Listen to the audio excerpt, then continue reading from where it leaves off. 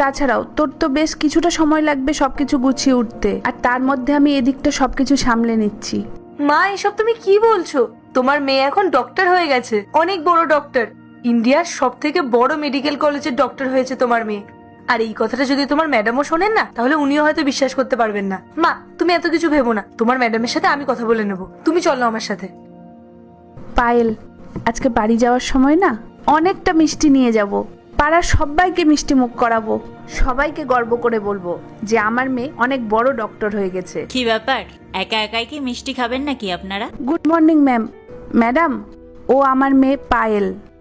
Ma'am, আপনি জানেন ও অনেক বড় ডাক্তার হয়ে গেছে, আর তাই জন্য আমরা সবাই খুব খুশি। তাই আমরা ভাবছিলাম বাড়ি গিয়ে সবাইকে মিষ্টি মুখ করাবো, আর আপনাকেও মিষ্টি খাওয়াবো। বাহ, এটা তো খুব খুশির খবর। ম্যাম, আপনাকে অনেক অনেক ধন্যবাদ। আমরা আপনার এই উপকার কখনো ভুলবো না।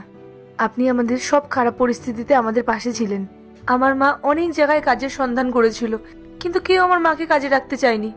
তখন আপনিই ছিলেন যে আমার মাকে কাজে রেখেছিলেন, আমাদের পাশে ছিলেন। জানেন ম্যাম, আমি এখন অনেক বড় ডক্টর হয়ে গেছি।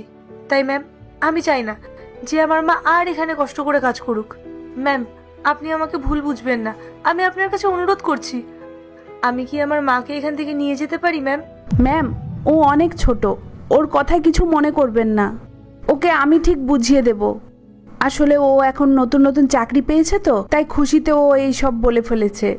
ম্যাডাম, আপনি কোনো চিন্তা করবেন না, আমি এই কাজটা কিন্তু একদম ছাড়বো না, আমি এখানেই কাজ করব।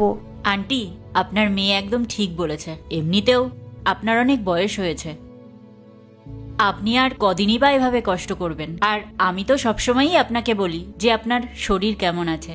আপনি রোদ বৃষ্টির মধ্যে বাইরে বসে ডিউটি করেন, আর আজকে আপনার মেয়ে এত বড় ডক্টর হয়ে গেছে। এটা কোনো ছোটখাটো ব্যাপার না। আপনি জানেন, লাখ লাখ মানুষের মধ্যে খুব কম মানুষই আছে যারা এই জায়গায় পৌঁছাতে পারে। আর সত্যি কথা বলতে এজন্য অনেক পরিশ্রমও লাগে। আন্টি, আপনি ওর কথা শুনুন, আপনাকে আর এখানে কাজ করতে হবে না। আপনি ওর সাথে এবার থেকে আরামে দিন কাটাবেন। আমি পাশ থেকে আপনাদের সব কথাগুলোই শুনেছি, আর খুব খুশিও হয়েছি। অবশেষে আপনার কষ্টের দিনগুলো শেষ হলো। যারা যারা আপনাকে তাচ্ছিল্য করেছিল তার যোগ্য জবাব দিয়েছে আপনার মেয়ে। এটা সবাই পারে না আন্টি। আপনি আগে তাড়াতাড়ি বাড়ি যান, আর সেই সমস্ত রিলেটিভস আর পাড়া প্রতিবেশীদেরকে মিষ্টি মুখ করান। তারা সামনাসামনি তো আর কিছু বলতে পারবে না, কিন্তু মিষ্টি খেয়ে ঠিক বুঝতে পারবে যে তারা কি বলেছিল, আর এটাই হবে তাদের যোগ্য জবাব।